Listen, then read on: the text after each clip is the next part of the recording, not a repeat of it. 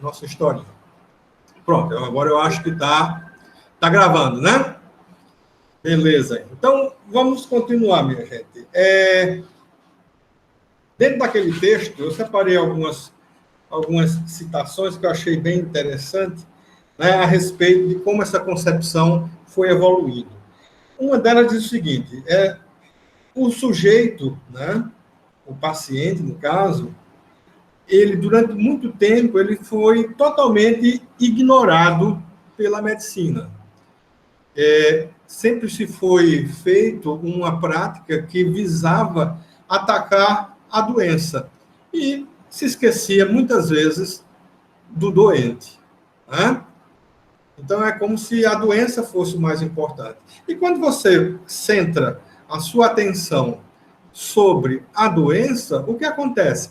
Você deixa de lado todo um contexto maior, que é o contexto que envolve o doente e toda a sua vida. O doente, mais seus aspectos psíquicos, sociais, né, culturais e etc.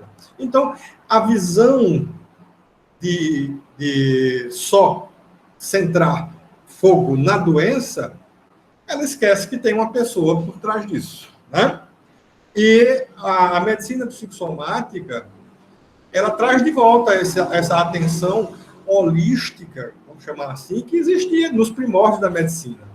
Isso tem a ver com aquela velha disputa entre aquelas duas escolas, a escola de Cos e a escola de Quinido, na Grécia Antiga, né? A escola de Hipócrates, que era o principal representante, e a escola de Quinido. Uma visava o doente, a outra visava a doença, né? A escola hipocrática era uma escola holística.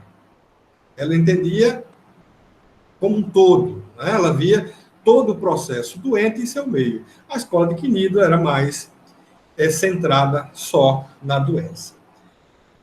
O grande filósofo, né, e pesquisador Michel Foucault, no livro dele A História da Loucura, ele escreve o seguinte, que enquanto objeto de investigação, ou seja, uma passividade, né, o sujeito doente enquanto passivo, que o corpo do doente é avaliado e o tratamento prescrito, né?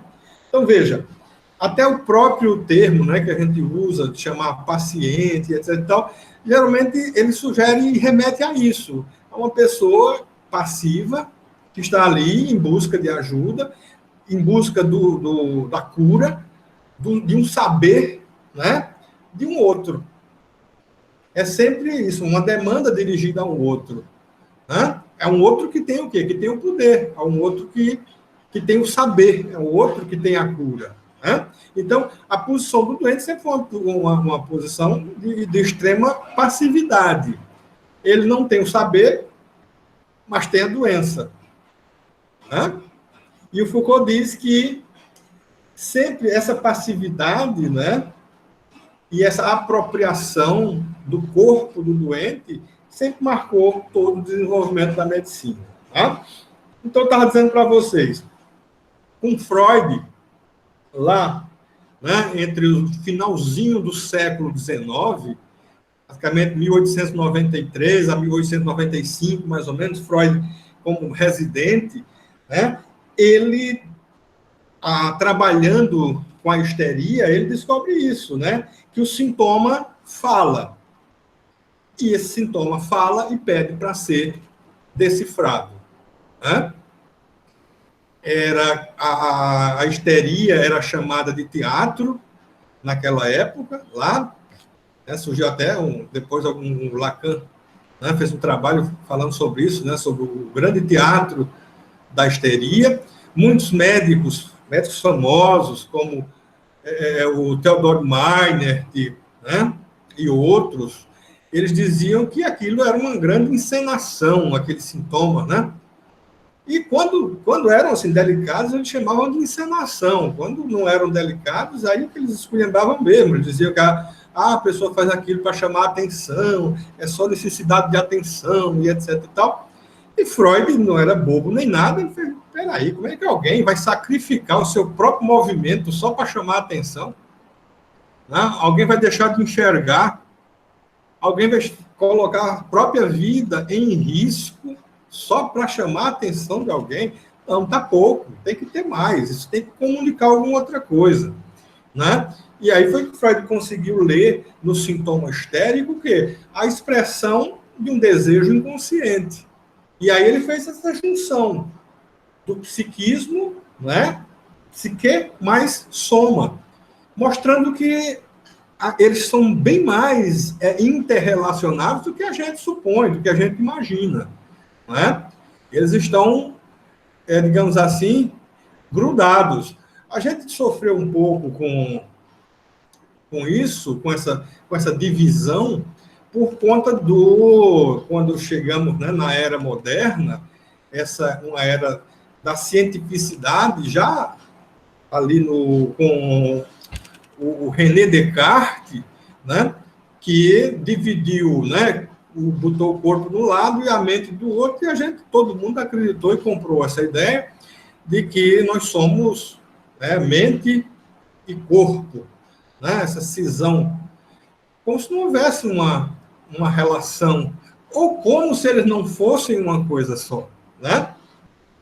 Entende? Tem um psicoterapeuta haitiano significa seguidor de Wilhelm Reich, que foi um psicanalista, né, amigo de Freud, contemporâneo de Freud, e que era um cara que dava muita atenção às manifestações corporais. O Reich, inclusive, foi o cara que criou as terapias corporais, mostrando a total interdependência mente-corpo. Ele não via mente e corpo como uma coisa separada. Então, o Roberto Freire, que era um analista reichiano aqui no Brasil, né? Roberto Freire escreveu 2 livros. Escreveu vários livros, mas tem 2 livros cujo título são, assim, bem expressivos. Um deles é O Corpo é a Arma. E o outro livro é O Corpo é a Alma. Né? Veja, o corpo é a alma, o corpo é a arma. Mostrando que, para além dessas questões de corpo e alma, mente e corpo, separados, etc. e tal, as coisas estão muito mais juntas do que a gente imagina. Essa é a concepção dos reichianos, de uma maneira geral. Mas não é deles que a gente vai falar hoje. Então, vamos continuar. O que Freud também observou lá com as histéricas? Né? E vocês sabem, eu já falei sobre isso, eu falo as histéricas porque, na época de Freud, primeiro se achava que só existia histeria feminina, né? Mas o Freud foi um dos que insistiu que histeria não é um problema puramente feminino, né? Que existem homens histéricos, sim. Desse nome, né? O nome histérica vem de histeron, útero, era coisa de mulher mesmo, né? Então, Freud começa a perceber que existe uma anatomia fantasística. Veja que interessante, né? Todo mundo aqui já quebrou a cabeça com anatomia, né? Até eu que não fiz medicina, mas a gente tinha bastante anatomia no curso de psicologia. E a gente aprende lá todos os órgãozinhos, né? E etc e tal. O que acontece é que esses órgãos, a existência física desse órgão em si, ela depende de uma, digamos assim, de um arcabouço que é muito maior do que ela. Então, quando Freud viu o sintoma histérico, ele viu o seguinte: a anatomia que segue não é uma anatomia clássica de órgãos que são atacados. Por exemplo, a perna que não anda mais, que não tem mais movimento, que não tem mais sensibilidade. Ele colocava agulhas para testar a sensibilidade, nada. Pedia para o paciente ficar em pé, elas não conseguiam, não sentiam as pernas, etc. e tal. Então, o que é que estava doente? Existe a anatomia, sim, as nossas partes, as partes do nosso corpo, etc. e tal, cada órgão, etc. Mas existe uma coisa que está além dessa anatomia, que é o simbólico, né? Eu vou introduzir aqui rapidamente um conceito lacaniano, mas vou ser bem vou simplificar ele o máximo, porque é meio complicadinho, que é o conceito de RSI. R de real, S de simbólico e I de imaginário. Tá? Então, nas nossas relações com o mundo, com a gente mesmo, né, tudo vai se inscrever nesses registros. Existem coisas que são real, por exemplo, existe o real do corpo, né? O real de uma dor, o real de uma dor de estômago, o real do estômago. Mas existe o imaginário e existe o simbólico ao lado desse real. Eu não sei se vocês estão conseguindo, né? Se deu para entender. Né? Então, por exemplo, existe o coração, o órgão, né? Existe o coração, esse coração aqui, faz de conta que estou mandando coração para vocês, ó. Não tem esse coração, né? Pronto. Quando o sujeito tem um ataque de pânico, vamos pegar um ataque de pânico, por exemplo, que ele acha que está tendo um infarto e que vai morrer. O coração está disparado, etc e tal, começa a ter falta de ar, fica tonto, e etc e tal, e aquela agonia, aquele terror terrível, e geralmente a apreensão maior é em relação ao coração, né? Meu coração vai parar, eu vou ter um infarto, e etc e tal. Aí, quando chega lá no hospital, ou na UPA, os médicos vão, fazem um eletrocardiograma, e o coração do sujeito está funcionando perfeitamente. Mas ele continua sentindo ainda a aceleração, o mal-estar, o medo da morte, etc. e tal. Que órgão está sendo medido ali, né? Pelo aparelho, percebe?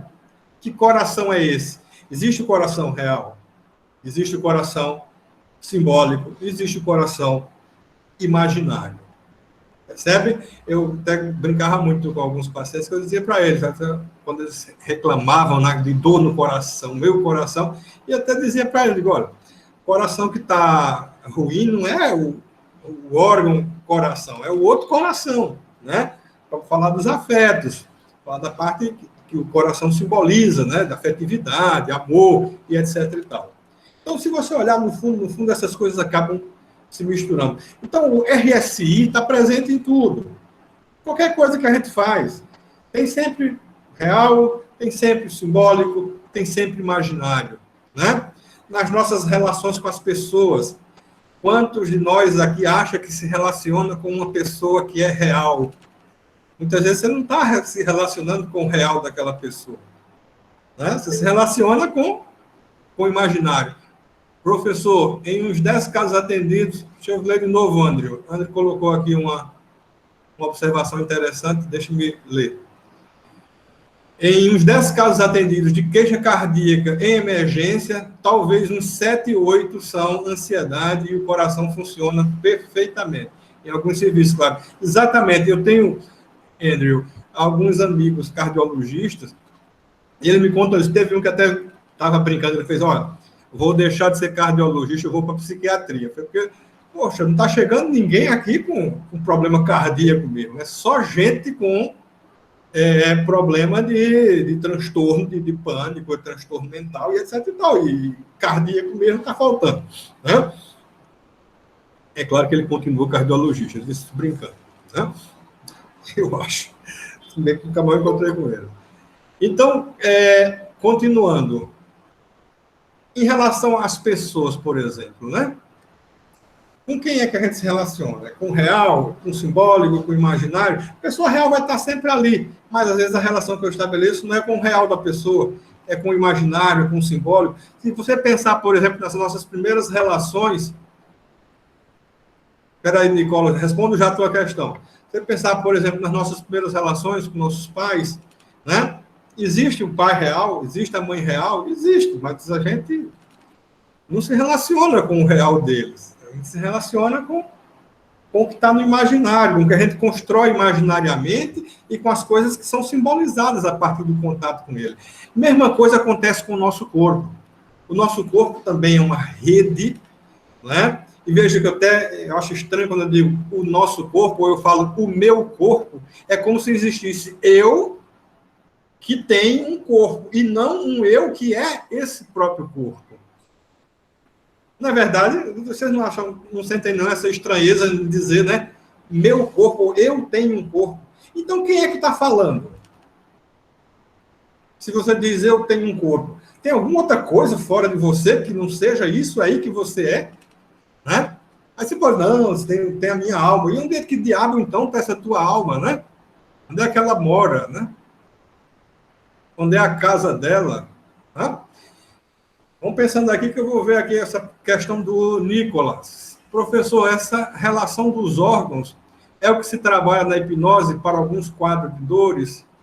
De algum modo, sim, né? O que acontece? Hipnose é sugestão. E o que a hipnose mostra claramente, principalmente quando é usada para trabalhar, digamos assim, é como anestésico, né? Que dentistas usam muito hipnose para, em vez de usar um anestésico, né, um fármaco, eles fazem com que o sujeito não sinta dor. Ele isola aquela parte do corpo como se ela não fosse dele. Isso foi uma ótima colocação, essa sua da hipnose, justamente por isso, para mostrar como esse corpo ele é, né? Misturado, percebe? Ele é um só com o psiquismo. Assim como você pode, sim, hipnotizar um sujeito e dizer que ele não sinta dor num determinado no dente, quando vai, né? Ou como você pode paralisar. O que acontece na histeria, que Freud até mostrou, é bem semelhante com o que acontece com a hipnose. É como se fosse, entre aspas, uma auto-hipnose em que o sujeito sabota algumas partes do seu corpo. Né? Fenômeno das mãos coladas, exatamente, de colar a mão, né? De não sentir um braço, de não conseguir mover a língua, né? O cara tenta falar e não fala, e por aí afora. Ótima participação, né? Entende? Então é isso, para você ver, para a gente ver que corpo é esse que a gente está falando, né? Então, Freud descobre que existe uma anatomia fantasística, e essa anatomia fantasística muitas vezes não corresponde à anatomia orgânica, né? Muitas vezes ela não corresponde à anatomia orgânica. É diferente, né? Eu gosto muito de citar um caso, mas a gente vai falar depois, lá na frente, quando falar da psicossomática em cada especialidade médica, mas só um pequeno adiantamento, é de um sujeito que tinha crises constantes de gastrite e fazia tratamento e não melhorava, né? Foi quando o médico resolveu ouvir esse paciente. Não, vamos conversar agora. Me fala sobre o que é que você come, como é que é a sua vida. E aí o paciente começou a contar para o médico que trabalhava, esse caso foi na França, esse paciente ele era natural de Portugal. Só que saiu de Lisboa para trabalhar lá na França. Pertinho, né, de trem, aquelas coisas lá. E ficou longe da mulher, etc e tal. E ele disse que sentia muita saudade da comida dela. Né, dos pratos que a esposa fazia e etc e tal. E aí o médico tentou ir mais fundo com ele e ver se haveria alguma relação entre essas dores estomacais e a saudade da esposa. Mas não deu outra. Acertou a história. Depois eu vou contar esse caso melhor. E Gabriela está se queixando que a internet dela está caindo. É triste, né? O negócio da internet é um caso sério. Mas vamos torcer para que ela aguente até mais um pouquinho, tá bom? Mas vamos adiante. Então, a clínica, que antes era uma clínica do olhar, a partir de Freud, ela passa a ser uma clínica da escuta também. Não é só olhar o paciente, tentar localizar, né, lesões e etc e tal. Mas trata-se, sobretudo, de escutá-lo. Por quê? Mais uma vez, porque parte da compreensão de que diante de mim existe um real, mas que ele é recoberto por outras instâncias simbólicas e imaginárias. E que isso tudo entra na conta. Né? Isso tudo faz parte desse processo. Tá? E aí, minha gente, deixa eu pegar aqui uma pergunta do Nicolas. Deixa eu achar aqui, Nicolas. Na maioria das vezes não existe a doença, apenas o doente. Pois é. É verdade. Né? É verdade. E um doente que precisa ser escutado, né? Que precisa falar, que precisa ser escutado para ficar bom. Né? Eu não sei se eu já cheguei, a gente só teve, acho que 2 aulas, mas eu sempre digo isso no começo das minhas aulas, e alguns aqui que já foram meus alunos sabem que eu falo sempre isso, tá? Mas na maioria das vezes o melhor remédio é a presença do médico. É o médico ali escutando o paciente. Funciona melhor do que os fármacos. Os fármacos entram como auxiliares, né? Isso, Rapport, né?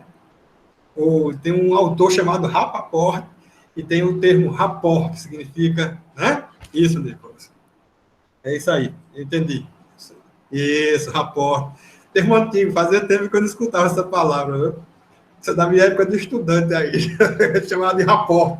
O rapport é isso, é você ter esse contato, é você ter uma escuta, né? Uma escuta bem aberta, uma escuta bem legal em relação àquilo que vem do outro, né? A gente chamava, antigamente, a gente chamava de rapport.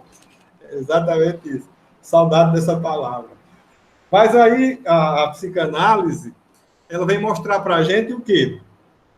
Que há uma correlação entre o sintoma que o paciente apresenta e o inconsciente, né? E o inconsciente, certo? E aí, claro, a psicanálise entrou numa briga direta com as explicações mais biologizantes, né? Que querem reduzir tudo ao sistema nervoso central e etc. Tá? E aí, essa tendência biologizante, o que é que ela promove e vem promovendo até hoje? Essa medicalização da existência. Né? Há um processo de medicalização da existência. A gente já comentou até sobre isso, né? A felicidade agora se compra na farmácia. Ninguém pode ficar triste, ninguém pode sofrer, né? As pessoas têm que estar sempre felizes, sempre felizes. E aí, haja remédio, etc. E tal. Como se, né, o remédio fosse trazer a felicidade, e a gente sabe que não. Basta ver, por exemplo, o remédio mais vendido no Brasil, 2018, Rivotril, né? Clonazepam, né? Rivotril, que é ansiolítico, antidepressivo e etc. O Rivotril não fez ninguém, não fez o mundo melhor, não fez ninguém mais feliz. Né? Aliás, deixou um monte de gente viciada. Conheço um monte que anda com Rivotril Boto dentro da bolsa. Né? Não sai de casa sem ele, né?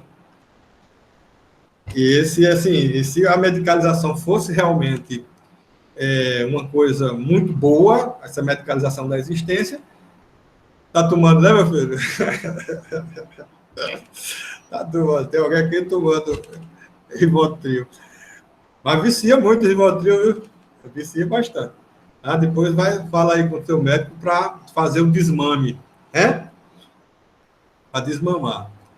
Beleza. Já dá no desmame, né? Pronto. Aí tá tranquilo. Né?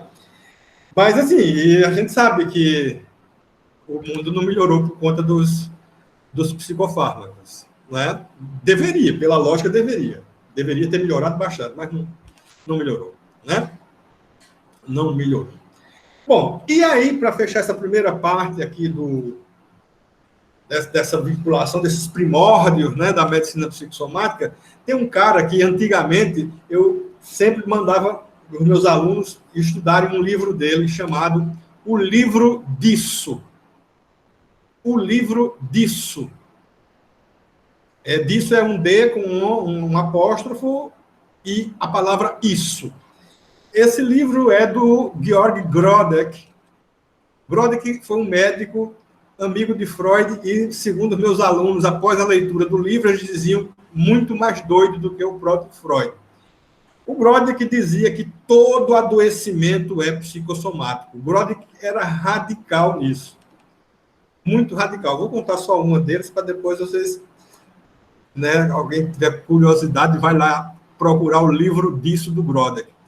Mas o Grodek, nesse livro, ele dizia o seguinte: para cada doença ele tinha um correlato, tá? Ele fazia uma correlação com um acontecimento psíquico.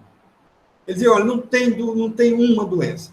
Então, por exemplo, e olha que o Broderick, assim, ele partiu de uma investigação na clínica, ele era um médico clínico, estava lá, e ele atendia as pessoas e procurava correlacionar, né, com sintomas psicológicos, etc. e tal.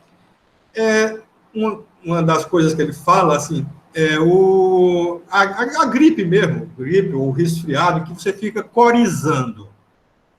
Aí ele fala, olha, esse sintoma de coriza, ele dizia, ele pode estar relacionado, e entendam, isso é a posição do Broderick, eu não estou dizendo nem que concordo com ele, tá? Para depois eu vou dizer que eu sou mais doido do que o Broderick, né? O Broderick dizia que ele tem a ver com pessoas que prendem muito choro, não podem chorar por vergonha, por medo, ou porque já se trancou todo mesmo, e aí elas têm episódios gripais com uma certa frequência, porque aquele fungado todo da coriza, ele remete ao choro, que seria uma forma do sujeito poder chorar. Então, vejam uma das colocações de Broderick. Essa é uma das suaves, tá? Tem coisa mais paulada que o Broderick diz, né? A do ter sol, por exemplo, essa deixava o pessoal escandalizado. Acho que todo mundo aqui já teve um ter sol, né? Mas ele dizia que episódios frequentes de ter sol, nas mulheres principalmente, refletiam um desejo inconsciente de engravidar. Ótimo. Não precisam, exemplo polêmico para falar durante o inverno. O exemplo, deixa eu pegar aqui teu texto de novo. Deixa eu ver aqui. Do Andrew, exemplo polêmico para falar durante o inverno e pandemia de coronavírus. Né? É verdade, Andrew. Eu vou mudar o teor dos meus exemplos agora. Tá bom? Bom, mas na primeira parte é isso. Eu queria que vocês conhecessem o Broderick, porque não dá para falar em psicossomática sem falar nele. Né? Até aí está claro, minha gente? Tem alguma questão, alguma pendência aí para a gente... Diz aí, Nicolas. Ah, tá claro, né? Não é pendência, não. Você respondeu, acho que a primeira parte da pergunta. Entendi. Isso. É que eu demoro para entender as coisas. Né? Mas vamos lá, então. Então, veja bem, olha, a primeira vez que esse termo apareceu foi em 1818, por um tal de Johann Christian Reinhold, né? Um livrinho lá que ele escreveu, aí ele usou o termo psicossomática pela primeira vez, né? E aí, eu vou pegar aqui com vocês, estou aqui com um livrinho maravilhoso, para a gente falar aqui desses critérios, né, diagnósticos. Então, vejam bem. Passei o link para alguns amigos, tranquilo, sem problema. Né? Hoje em dia, vocês sabem que toda a classificação de doenças ela é feita basicamente pelos manuais principais, que são, no caso, o DSM, na sua versão número 5, né? E a CID, que vai sair agora, acho que a versão número 11, certo? Então, nós temos dois manuais para classificar doenças. No DSM, que é o que é o mais vinculado à questão das doenças, dos transtornos mentais, o termo psicossomática, ele apareceu até o DSM-3. No DSM-4, ele foi mudado para fatores psicológicos que afetam a condição médica. Tiraram o termo psicossomática e passaram a chamar de fatores psicológicos que afetam a condição médica. Tá? No DSM-5, esse mais recente, né, que é de 2011, DSM-5, eles já mudaram o nome de novo. Então, eles chamam agora de transtorno de sintomas somáticos e transtornos relacionados. Tá? Transtornos de sintomas somáticos e transtornos relacionados. Bom? E agora, como fazer, né, um diagnóstico, tá? Como fazer um diagnóstico? Vê bem aqui. Os critérios diagnósticos para fatores psicológicos que afetam a condição médica. Mesma coisa que dizer assim, critério diagnóstico para transtornos psicossomáticos ou fenômenos psicossomáticos. Tá? Ele diz assim, primeira condição é que uma condição médica geral, tá? Devidamente classificada e codificada, esteja presente. Certo? Esse é o primeiro ponto. Aí ele diz, ó, os fatores psicológicos afetam adversamente essa condição médica de uma das seguintes maneiras. Então, como é que esses fatores psicológicos vão afetar essa determinada condição? Primeiro, quando esses fatores vão influenciar o curso da condição médica. Segundo, quando esses fatores vão interferir no tratamento da condição médica. Terceiro, quando esses fatores constituem riscos adicionais para a saúde do indivíduo. E quatro, quando respostas fisiológicas relacionadas ao estresse precipitam ou exacerbam os sintomas dessa condição médica. Tá? Então, vamos ver devagarzinho aqui cada uma dessas coisas. Certo? Por exemplo, um transtorno mental afetando a condição médica. Vejam, pessoas que sofrem infarto, né? Essas pessoas, depois do infarto, alguns colocam, né, ponte de safena ou outro tipo de recurso. Só que é muito natural que essas pessoas passem a desenvolver uma apreensão que muitas vezes irá levá-las a um comportamento depressivo. Ou a o que a gente chama a criação de um humor, um tipo de humor que se chama humor disfórico. Certo? É um acontecimento observável, tá? É um acontecimento observável. O que acontece é o seguinte: esse transtorno depressivo, esse humor disfórico, que pode se transformar num transtorno depressivo, ele vai afetar, sem sombra de dúvida, a condição de recuperação de um paciente que sofreu um infarto do miocárdio. Então, veja, aí a gente tem o quê? A correlação de dois fatores. Um infarto, um órgão que foi lesado, etc e tal, né? Um efeito comportamental, provocando um determinado tipo de humor que pode vir a se transformar numa patologia. Sim, depois eu falo sobre isso, tá? E o que acontece? Essa patologia segunda vai interferir na recuperação da primeira. Então, você está vendo um encadeamento aí de o que a gente chama de fatores psicológicos afetando a condição médica. Ou seja, é psicossomático. Né? Deixa eu ver aqui a colocação de Nicolas. Mas aí não está relacionada à mudança de hábito em relação a hábitos passados? Olha, pode até estar, Nicolas, entendeu? Pode até estar. Mas o que acontece muito com pacientes que sofrem infarto é o medo. Né? É mais ou menos algo parecido, assim, eu vou dizer parecido, mas vocês vão dando aí um desconto bem grande.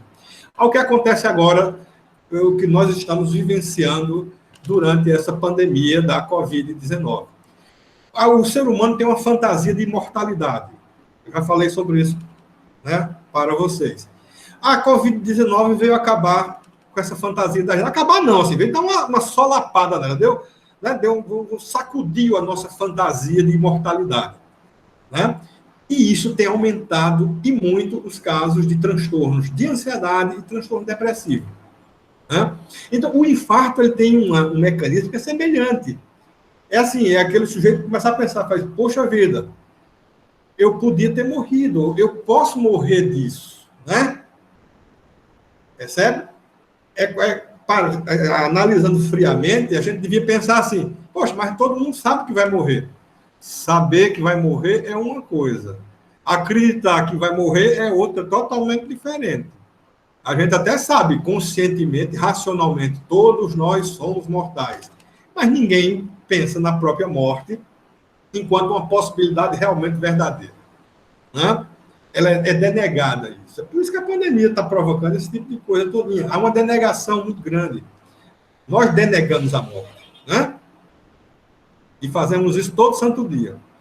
Alguns até enfrentando a morte para mostrar que é mais poderoso do que ela. Esse até é uma forma. Ou por que vocês acham que já tem pacientes que têm, por exemplo, um infarto do miocárdio, né? Tá lá convalescendo, saiu do hospital cheio de safena, compra uma carteira de cigarro depois, né? Por que pessoas se envolvem em tantas atividades de risco? E isso também é falado na psicossomática, porque se envolver em atividades de risco também promove essa interação mente-corpo na provocação e na criação de quadros, né, patológicos, tá certo? Então, a gente tem um sintoma aí. Outro, vamos ver sintomas psicológicos afetando condição médica, tá? Por exemplo, sintomas depressivos atrasando a recuperação de uma cirurgia ou sintomas de ansiedade exacerbando quadros de asma brônquica. Tá? A gente vai ver depois a questão da asma. Tá? A asma, ela é uma doença psicossomática, como a gente chama assim, por excelência, porque ela está jogando com vários fatores ao mesmo tempo.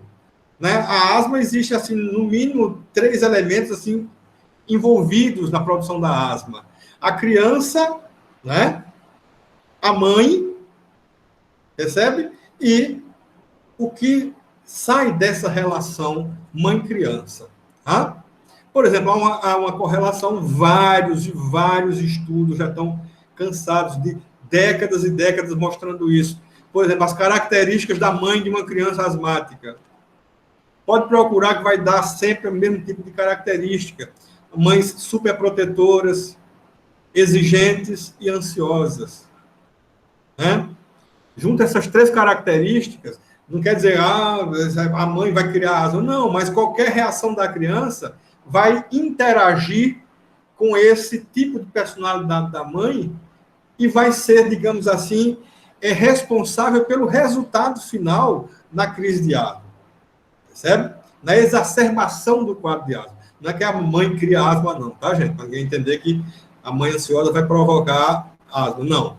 Ela vai mexer justamente na reação da criança à crise de asma. Né? O quanto isso vai ser exacerbado, certo? Outro, traços de personalidade ou forma de manutenção que afetam a condição médica. Né? Por exemplo, negação patológica da necessidade de cirurgia em um paciente com câncer, né? Ou então, comportamento hostil contribuindo para uma doença cardiovascular. Veja, mais uma vez aqui, a interação entre elementos de comportamento, elementos comportamentais, elementos psíquicos e uma condição física, uma condição médica que está acontecendo ali. Tem os comportamentos de saúde mal adaptados, né? Por exemplo, a questão, todo mundo sabe, alimentação saudável, exercícios físicos, fugir dos vícios e etc e tal. Isso é a regra de saúde, né? É o que os médicos falam para os pacientes, olha, larga o cigarro, larga a bebida e etc e tal. O sujeito, o que é que ele faz? Muitos eles vão ignorar completamente. Ou então você tem que tomar 2 caixas de determinado antibiótico. O cara tomou meia caixa, o sintoma desapareceu, tchau, não vou tomar mais. Né? O que é isso? São comportamentos de saúde que vão interferir em condições médicas da pessoa. Né? Por exemplo, aí tem pessoas que em clínica psicossomática, por exemplo, na clínica da obesidade, por exemplo, né, existem vários e vários fatores envolvidos, né, na questão da alimentação. Muitas vezes os médicos, eu vi recentemente um exemplo, um médico que foi muito grosso com uma paciente, por conta disso, até às vezes em falta de compreensão dos aspectos psicológicos mais profundos que estão envolvidos nisso. Uma pessoa obesa, né, aí eles, eu não consigo fazer a dieta, não consigo, etc. E tal. Por que é que não consegue? Aí não é lá, não, porque ele é fraco, né, não tem força, a personalidade dele, etc. E tal. Não, se a gente analisar direitinho, o primeiro prazer da vida da gente foi um prazer oral. Né? Então, é muito natural que a gente, quando cresça, na idade adulta, a gente, quando está diante de situações extremamente tensas e angustiantes, que esse conforto oferecido um dia na infância, né, que davam até chupeta para a gente, né, assim, você tinha o peito, tinha a mamadeira, e nos intervalos, que você não estava chupando nada, alguém metia uma chupeta para você ficar com a boca ocupada o tempo todo. Aí depois ainda vai achar ruim o sujeito lá na frente de dizer que não consegue parar, ele não consegue, não. Por quê? Porque se ele parar, ele vai sofrer. E o sofrimento talvez seja até maior, né? O sofrimento com a ansiedade, com a angústia que ele experimenta. Eu atendo uma jovem de 30 e poucos anos, né, com obesidade mórbida, e nesse caso eu foi inclusive a médica dela que me encaminhou, né? Uma das coisas que a gente estava vendo era isso, o quanto a gratificação oral é importante para a vida daquela pessoa. Né? É como se ela ainda fosse aquele bebê que precisa estar com uma chupeta, estar com alguma coisa na boca para se acalmar. Né? Aí ele botou aqui, mas então o que muda é só a forma de negação da morte entre as diferentes pessoas. Existem, Andrew, várias formas de negar a morte. Eu vou dar um exemplo bem corriqueiro. Essa fissura em programas de TV que só fala em morte, por exemplo. Plantão de polícia, plantão alerta, não sei o quê, né? Que só fala de morte, de crimes, etc. E tal. Tem gente que é fissurada nesse tipo de programa. Por quê? Porque é muito bom saber que a morte acontece lá fora, lá na casa dos outros, não na minha. É uma forma também de denegar. Né? Eu estou lá vendo aí, morreu, mas foi lá. Fulano levou não sei quantos tiros. Mas foi lá o fulano. Aqui está tudo tranquilo ainda, né? Ou seja, a morte não está passando por aqui. Mais uma vez, eu estou me certificando da minha imortalidade. Né? Não sei se vocês conseguem entender. Por que será que tanta gente gosta tanto de assistir esse tipo de programa? Terrível. Que até digo para os meus pacientes lá no CAPS, e qualquer paciente do consultório, qualquer canto. Né? Faça alguma coisa boa para a sua vida, né? Corte esses programas, né? do seu repertório. Não tem para que você ficar assistindo esse tipo de coisa. Né? Primeiro que faz mal, né? Você está se confrontando com essa coisa mórbida, né? E outra coisa, não vai adiantar muita coisa no seu processo de denegação. Não é verdade? Né? Então, a gente denega mesmo. Né? E a questão aqui, que acho que foi o Nicolas que colocou aqui, uma pergunta... então, a própria doença lembra o indivíduo de sua limitação, sim, né? Lembra da sua limitação, e essa doença, lembrando o sujeito da sua limitação, ela provoca problemas psíquicos, né? Ansiedade, pode provocar até uma depressão leve, não é verdade? Você vai se sentindo menor, você vai, né? Você se diminui, a sua potência para a vida vai diminuindo, e você vai se desgostando, né? E aí, não... Vejam bem, uma coisa afetando a outra. Eu achei que foi legal essa sua colocação, porque mostrou muito bem isso, né? O quanto uma coisa somática, um elemento de natureza somática, vai também agora mexer com o psiquismo. Ou seja, está tudo junto, né? Está tudo junto. Tá? Deixa eu ver o que tem mais aqui. Isso tem a ver com a forma com que o paciente foi abordado ou com o próprio indivíduo? Olha, isso tem a ver com a própria história do sujeito, claro, né? E também com a relação que ele mantém ali com o médico, a forma como ele foi abordado, digamos. Eu acho que é isso que eu queria saber, né? Porque, assim, a medicina, né, a área de saúde, de uma forma geral, ela é, por excelência, uma atividade relacional. A relação do sujeito com você, médico, médica, como eu falei no início, ela por si só é terapêutica, esse tipo de relação. Né? O paciente está ali procurando um conforto, está procurando uma explicação. Né? Ele está procurando se situar de alguma forma, ele está procurando que você, né, dê para ele, né, responda, acabe com esse enigma que a doença coloca em relação à vida dele como um todo. É por isso que esse contato por si só é terapêutico. Né? Percebe? Muito bem, ainda tem mais coisa aqui. Podem fazer as perguntas que eu vou pegando por aqui, tá? Deixa eu ver. Resposta fisiológica relacionada ao estresse afetando a condição médica. Aí ele fala aqui da questão das exacerbações de úlceras, que são relacionadas ao estresse, à hipertensão, à arritmia ou à cefaleia tensional, tá? Que são sempre respostas fisiológicas relacionadas ao estresse. E o estresse, vocês sabem, ele afeta a vida da gente como um todo. Tem já inúmeras pesquisas, né, mostrando isso, a relação entre estresse e doenças. Tá? A gente sabe, inclusive, que, por exemplo, o estresse constante, ele afeta o sistema imunológico, né? E isso predispõe o sujeito a uma série de doenças. Existem experimentos, inclusive, com animais, já para ser bem mais específico, com ratos submetidos a um estresse constante.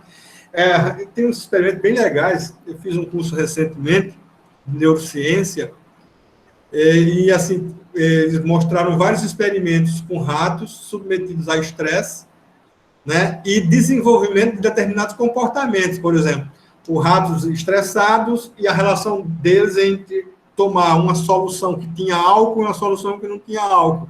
É algo como fazer um rato virar cachaceiro. O experimento é mais ou menos isso, né?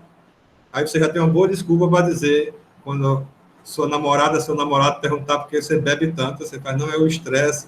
Inclusive acontece com ratos, né? Então já tira uma parte da sua culpa aí de gostar de beber tanto. Se bem que vocês não, mas tem uma turma de medicina que eu dava lá, o pessoal bebia. Ô povo para beber. Nunca vi os alunos tão, né, gostavam. Tinha uns que saíam para a minha aula pronto. Que era um dia de folga que eles tinham aula. Não sei o que acontecia, mas já iam lá para a aula. Todo mundo já, né? Prontinho, olha, pronto. Aí o Arthur também. O Arthur está dizendo que, graças a Deus, que a gente nem bebe, né? Arthur é um anjo, esse menino. Aí vamos lá. Mas os ratos ficavam ratos alcoólatras, tá? Por conta de estresse. E nesse meio de estudo sobre o estresse, não, ele só funciona com ratos. Não, ele funciona com ser humano também. Não é só com rato, não. Vamos esquecer a história do rato. Deixa o rato falar, senão o rato vai render muita coisa. Deixa eu olhar aqui para vocês, meu gente. Aqui tem uma tabela onde ele coloca assim: alguns transtornos psicossomáticos. Eu vou ler aqui para vocês alguns transtornos psicossomáticos. Acne, né? Angina, está em ordem alfabética, tá? Arritmia, artrite reumatoide, asma brônquica, cardioespasmo, colite espástica, colite mucosa, colite ulcerativa, cólon irritável, diabetes, doença cardíaca coronariana, doenças cutâneas, como, por exemplo, a psoríase, né? Tem a psoríase, tem o pano branco, isso já tem um nome clássico, chama de psicodermatose, tá? Eu acho que todo mundo conhece, né? Psoríase, aquela descamação. Geralmente, as doenças autoimunes, elas têm um forte componente psicossomático, né? Você sabe, nessa doença autoimune, o corpo ele não reconhece o objeto estranho, há uma mistura, né, entre ego e não ego, e o sujeito acaba atacando Vitiligo, sim. Vitiligo também, né? Tá? Deixa eu ver, vou ler mais. Parece aquela música do Titãs, né? Deixa eu ver aqui. Doenças imunológicas, falei, dor de cabeça por tensão, dor sacroiliaca, edema, anjo neurótico, enterite regional, enxaqueca. A enxaqueca é incrível. Herpes, hiperinsulinismo, hipertensão essencial, hipertireoidismo, hipoglicemia, menstruação dolorosa, náusea, neurodermatite, obesidade, piloroespasmo, prurituzane, reações alérgicas, sibilos asmáticos. Depois eu leio aqui, tá? Síndromes dolorosas crônicas, como, por exemplo, a fibromialgia, né? Que hoje em dia está tendo assim, uma grande... aumentando a quantidade de casos, aumentando, claro, a quantidade de estudos sobre fibromialgia, que é uma outra patologia que mostra também essa conexão, né? Assim, indestrutível, né? Entre mente e corpo. Taquicardia, tuberculose, úlcera duodenal, úlcera gástrica, urticária, verrugas e vômito. Hã? Vejam, só para citar algumas básicas, né, assim, que são classicamente conhecidas, né, como manifestações psicossomáticas, ok? Deixa eu ler aqui algumas questões que foram surgindo enquanto eu lia.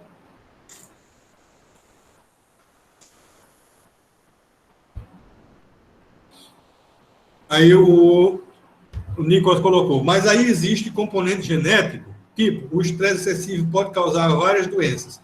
O que vai determinar qual doença? Seria alguma susceptibilidade genética?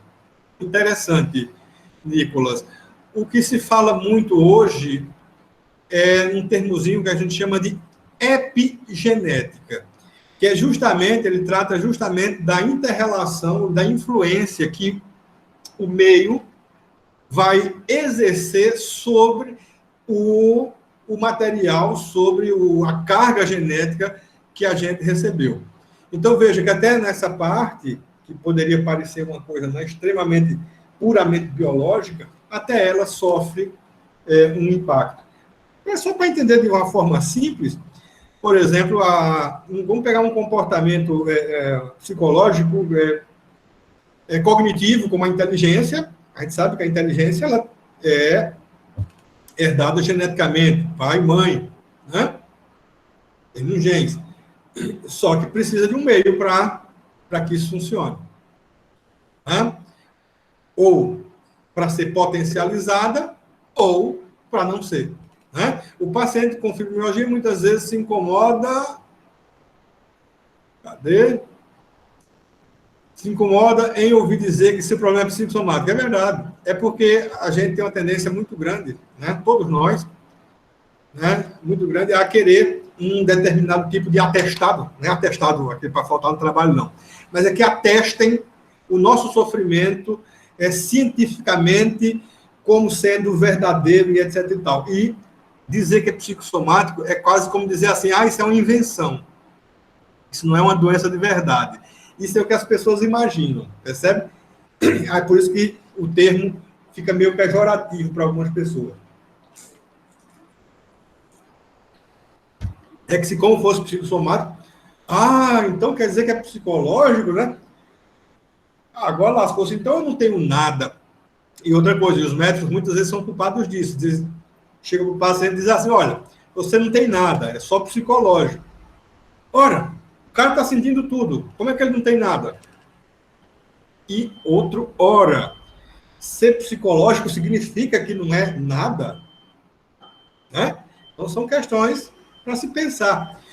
Eu atendi uma jovem senhora de 40 anos que foi procurar terapia porque todo mundo insistia, inclusive as ginecologistas lá do posto de saúde, porque ela se negava a fazer uma escuta do bebê, né?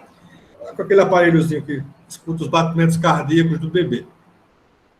Ela, não faço, porque eu tenho medo de descobrir que são trigêmeos, de escutar 3 corações batendo.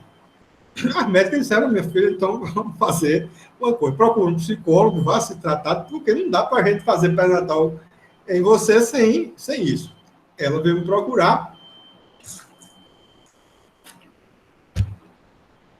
e fomos falando sobre a sua gravidez, metam aspas nessa gravidez, né? E depois de 1 mês e meio, eu consegui convencê-la a fazer esse exame, né, de ausculta do coração dos bebês, dos 3 bebês que ela achava que tinha lá. Na realidade, não se conseguiu auscultar nenhum coração. Ela estava com uma gravidez psicológica, a barriga estava imensa, né? E aí a médica disse para ela, ela disse que não, porque ela ouviu. A médica que não escutou, ela ouviu sim o coração do bebê. E depois veio falar comigo, ela chorou bastante, fez, não é possível uma coisa dessa. Ninguém acredita em mim. Eu falei, eu acho que só o senhor acredita em mim, né? De que eu tô grávida.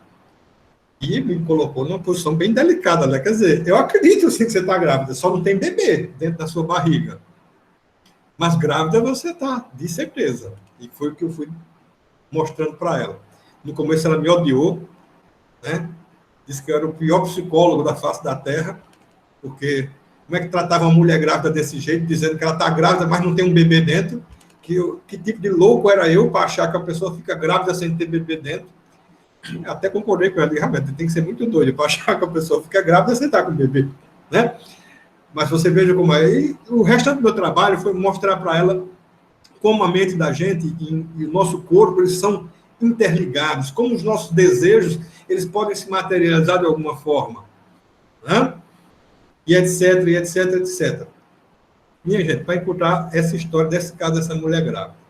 Eu não estou mais tratando dela, eu fui transferido para um CAPS, convidei-a para fazer parte também, ela disse que não ia para o CAPS, que CAPS era lugar de doido, ela já tinha passado por um CAPS, sabia que ali não era lugar para ela, só tinha louco, né? E não ia. Mas eu deixei meu telefone com ela, claro, meu WhatsApp, e vez por outra ela ainda me manda fotografias da barriga, né, imensa, e até brinquei com ela, digo, você já deve estar no 14º mês de gestação, né? Ela fez, não, engraçadinho, eu contei errado, né? Ela sempre está mostrando que ela conta errado. Não engravidei, não foi dessa vez, né? Foi daquela outra vez que eu transei com não sei quem. Ela tem uma vida sexual assim, um tanto intensa, né? Aí ela disse que contou errado. Quer dizer, então ela vai continuar com essa, né?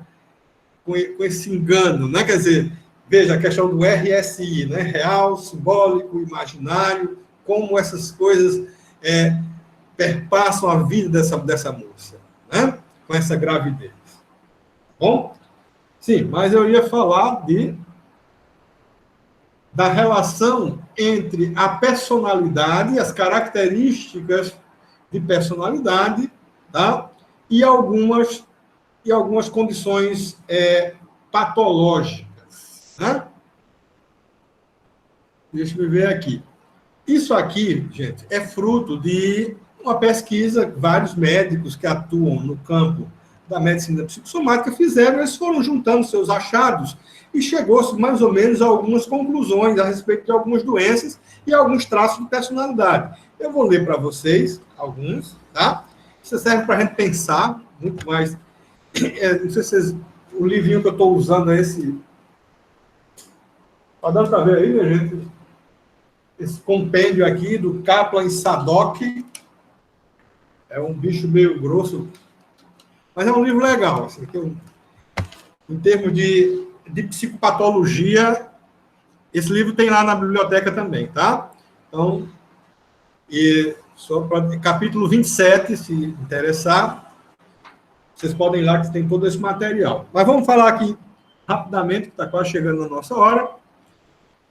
A úlcera péptica. Vamos ver o que ela tem a ver com a personalidade, com a características de personalidade.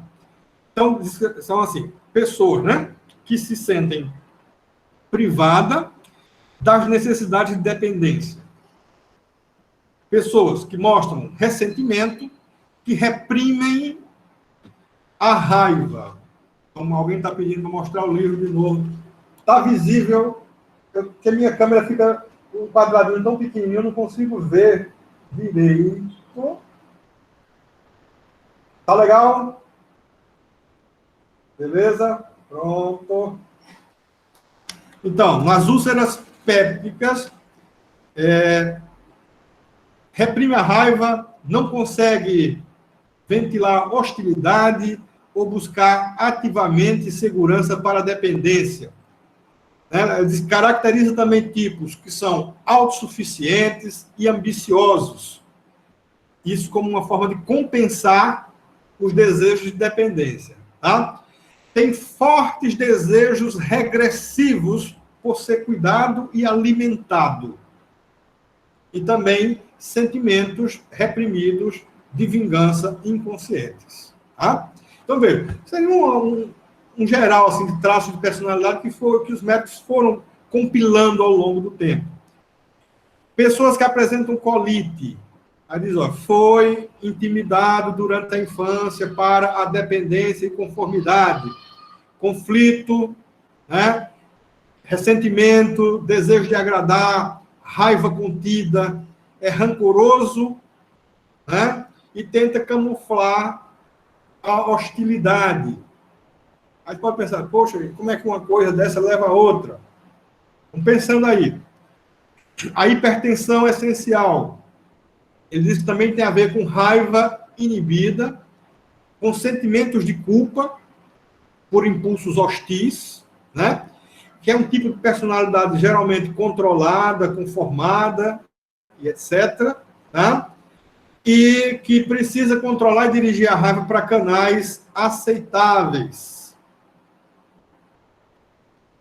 A enxaqueca. Pessoas que têm enxaqueca. Quais seriam as características de personalidade que foram observadas? Incapacidade para satisfazer uma autoexigência que é excessiva.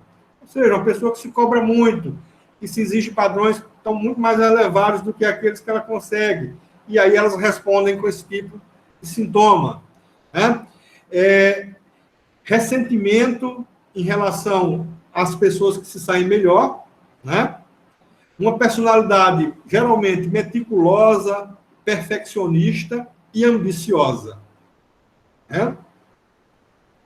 Foi observado que essas pessoas desenvolvem. E aqui não é uma receita assim, a pessoa que são assim vai desenvolver isso.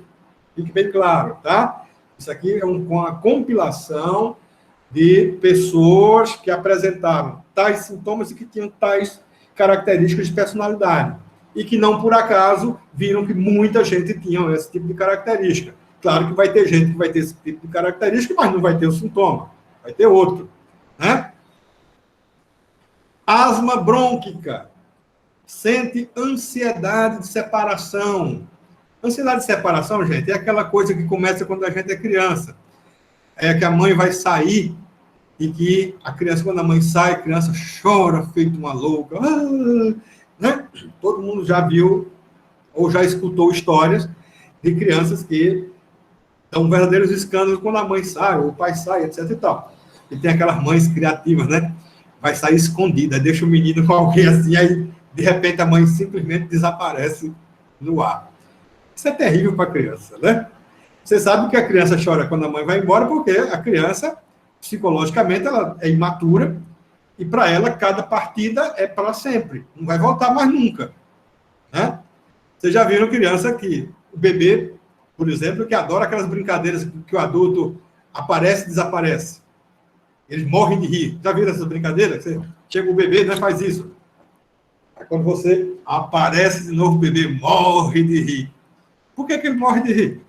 Porque ele acha que quando você desapareceu, você sumiu mesmo. Foi para algum outro mundo distante. Mesmo ele vendo suas mãos aqui, vai. Ó, né? Por isso que para ele é uma surpresa. Aí eles morrem de rir com aquela surpresa, tipo assim, poxa vida, esse cara some e aparece aqui, cara fantástico, né? Ou que mulher fantástica. Então, as crianças, elas têm esse tipo de coisa. A ansiedade de separação é isso. Quando a mãe vai embora, quando o pai sai, vai trabalhar, é até melhor chegar para a criança e dizer, eu vou trabalhar, vou, mas volto. Ele não vai acreditar, mas pelo menos vai ouvir e mais tarde você vai voltar. Do que você simplesmente desaparecer e o pivete vai ficar louco com isso, né? Isso provoca ansiedade de separação mais ainda. Outra, crianças que receberam afeto materno inconsistente, né? Aquela mãe que mistura, é meio ambivalente nos sentimentos, né? E isso, assim, é uma coisa muito normal também, não é nenhuma crítica aqui às mães que têm esse tipo de inconsistência, não, faz parte, a gente é assim, né? E crianças realmente são terríveis. Eu atendo uma jovem mamãe que ela disse, olha, se arrependimento matasse, eu estava morta. Totalmente morta. E logo nessa pandemia que eu fui ter o bebê, ela jovem, né? Tem o quê? 19 anos, o marido tem 18, vê que casal maravilhoso, cuidando de um bebê. Bebê é muito trabalhoso. Se alguém tem, sabe, quem não tem, quando for ter, você vai ver que eu não estou brincando. É um negócio trabalhoso. Né? O que mais? Medo e culpa, né, em relação aos seus próprios impulsos hostis, e porque toda a hostilidade da criança é dirigida aos pais. Os pais são os grandes objetos de amor e de ódio da criança. Né? As criaturas que a gente mais ama também no começo da vida são as criaturas que a gente também odeia, né? Que tem horas que a gente quer ver que eles morram mesmo. Até já eu contava muito em sala de aula isso, né? Aquela brincadeira obsessiva-compulsiva das crianças, de jogar a sandália para cima. Se cair emborcada, a mãe morre. Aí o cara joga a sandália para cima, fica naquela torcida, meu Deus, que não cai emborcada. E se cai emborcada, você pega a sandália, aí vai de novo, não, dessa vez não valeu, tem que valer agora, né? Até a sandália cair. Olha, entendeu? O bebê é complicado, arranca a barba da gente. Eles arrancam barba, arrancam um pedaço da sua pele. Eu já levei uma mordida do meu filho aqui na bochecha. A verdade é que eu tive que dar um murro nele assim, arrancar ele aqui da minha bochecha, de um murro só para ele voar para o espaço, né? Eu achando que ele estava me beijando, né? Tá todo feliz. Olha, um beijando o papai, que coisa linda. Aí o bicho cravou aqueles 4 dentes, 2 em cima e 2 embaixo. Assim. Aí eu juntei a mão e vou matar esse miserável. Mas não matei, não. Está vivo até hoje. Né? Por sinal, até psicólogo também, o desgraçado. Tá vendo? Caso certo. Mas vamos voltando aqui da asma. Olha, o sintoma da asma, geralmente ele representa isso, ele expressa um pedido de auxílio e de proteção. Mais uma vez, vamos deixar claro, não é isso que provoca a asma, tá? Isso faz parte de quem tem asma, certo? A gente não está trabalhando aqui com causalidades, tá? A gente está trabalhando com correlações. Isso fica bem claro, ok? E nas neurodermatites, né? Aí ele coloca aqui, olha, uma tendência que se viu muito, que são pessoas que têm pais que foram super protetores, né? E são pessoas que têm uma carência afetiva realmente muito grande, tá? Uma personalidade que a gente chama aqui de superficialmente amistosa e supersensível, com aspectos depressivos e baixa autoimagem. Os sintomas são uma penitência pela inadequação e culpa por autoacusações. Tá? E necessidade de receber afeto, atenção e conforto. É uma outra dessas características que eles colocam aqui. Tá? Ao lado disso, a gente tem uma outra coisa que é, assim, provocadora de problemas gerais, que é, como eu estava falando anteriormente, que é a questão do estresse. Né? O estresse é um fenômeno que tem um alcance assim, imenso e faz um estrago danado. Ok? Mas vamos parar aqui nesse minutinho, para se alguém tiver alguma questão, vamos discuti-la. Será que tem alguma questão?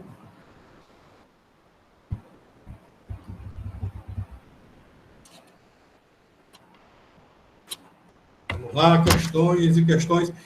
Alguém que tem uma facilidade maior com esses meios tecnológicos aqui, essa aula vai ficar gravada, está gravando. Eu acho ela onde, minha gente, depois, porque vai terminar a aula, eu vou procurar onde é que está, ela vai ficar salva aonde? Alguém pode me dizer?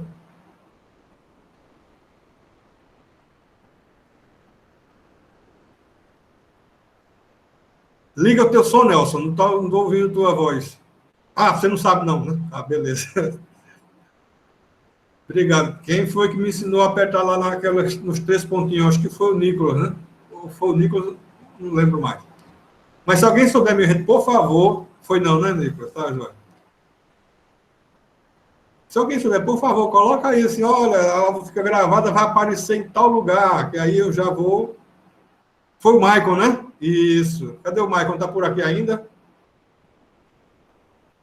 Eu não sei quem foi que lembrou na aula passada, aí que tinha um pessoal que dormia, né, nas minhas aulas, você tinha a galera do sono.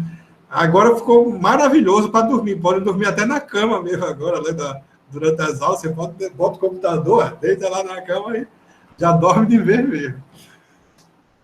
A Vitória está rindo ali, né? Parece que manda a gravação primeiro do senhor quando a aula termina. Beleza, meu filho. Então espero que assim seja. Ok, não tenho certeza, mas... Pronto, o Maicon disse que é isso mesmo. Vão mandar para mim quando a aula terminar. Vai para o e-mail, né? Ótimo, excelente. Mas vamos lá.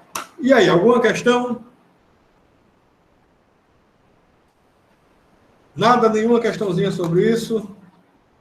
Se puderem depois, a Jordana quer saber se vocês terão acesso. Olha, se chegar no meu e-mail, eu vou jogar a aula no Google Sala de Aula. Vocês entraram aqui pelo Google Sala de Aula ou entraram por outro caminho? O Nicolas entrou pelo Google, né? Certo.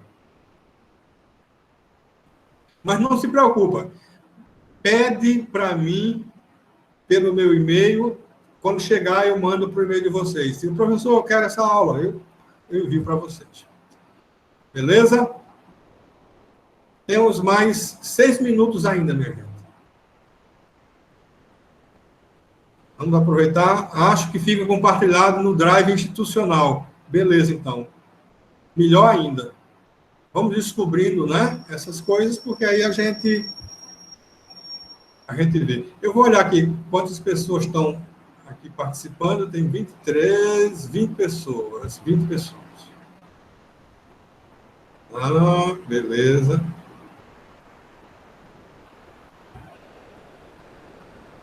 Muito bem. Ah, Nicolas quer saber por que Freud abandonou a hipnose? Ah, Nicolas, não deveria ter feito, né?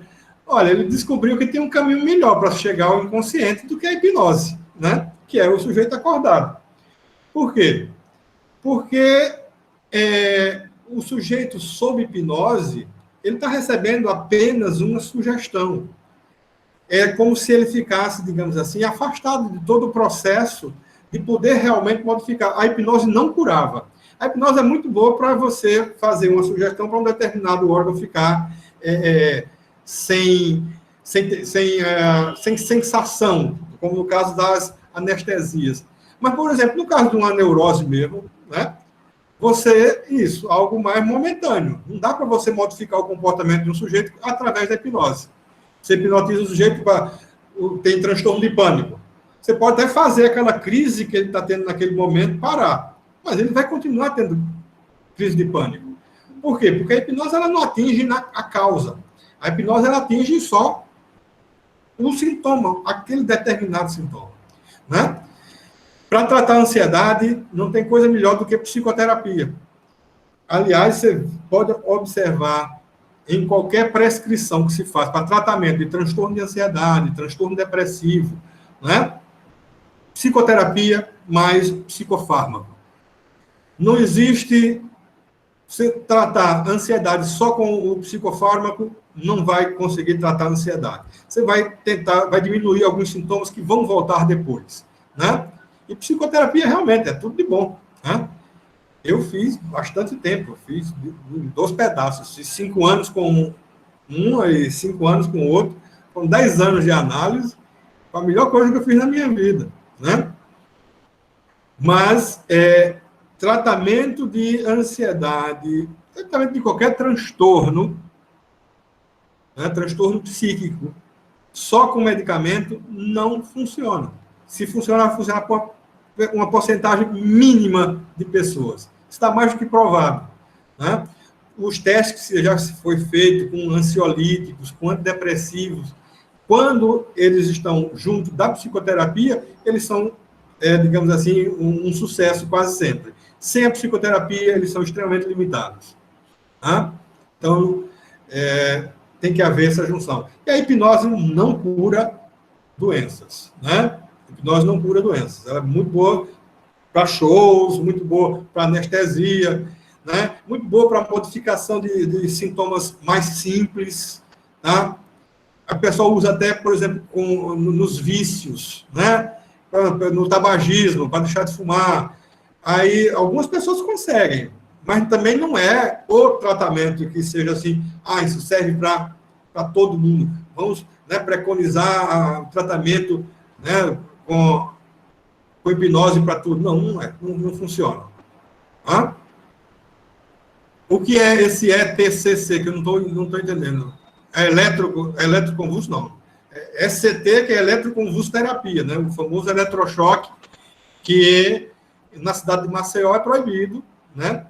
Mas, assim, não sei se é essa a questão.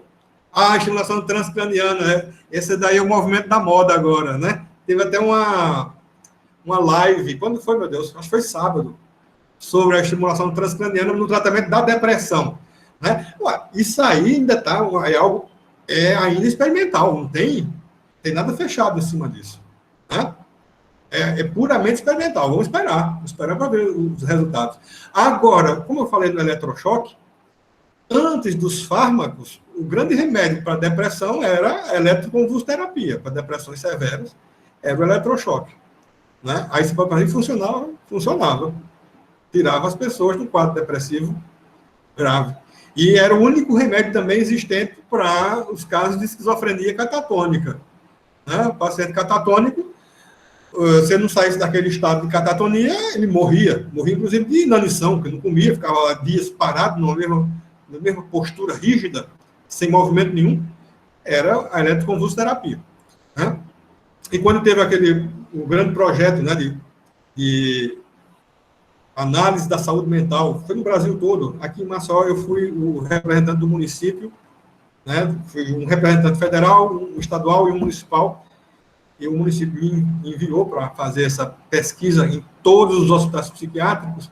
E uma das coisas que eu vi muito de alguns psiquiatras, principalmente os mais antigos, é do quanto eles se ressentiam pelo fato da eletroconvulsoterapia ter sido proibida em Maceió.